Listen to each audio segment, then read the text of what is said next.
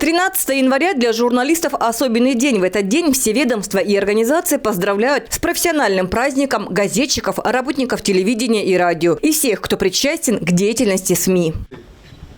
День российской печати принято чествовать всех журналистов, независимо от формата средств массовой информации.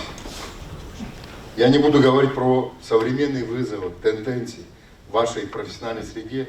Лучше любого другого человека знаете об этом, работаете в этом направлении. Общаясь с корреспондентами, понял, насколько искренне вы переживаете за нашу Туву. Ваша работа не только определяет общественное мнение, а порой и формирует его. Именно поэтому в вашей работе так важны беспристрастность и честность. Уверен, что каждый из вас, совершенствуясь в профессии, и дальше будет держать высокую планку объективности.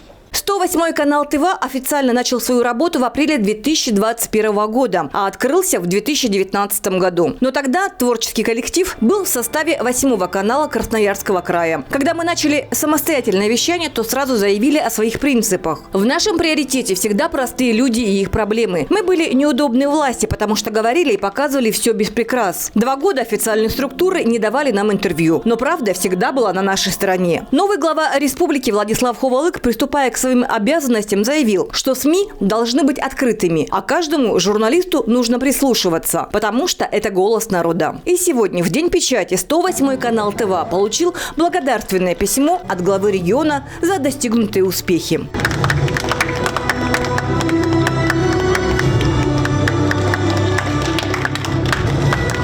108-й канал ТВА будет продолжать работать во благо народа республики, как и наши коллеги. Сегодня получили свои награды и благодарственные письма от главы республики такие СМИ, как журнал «Тувиночка», ТМГ, Тува-24, ГТРК ТВА.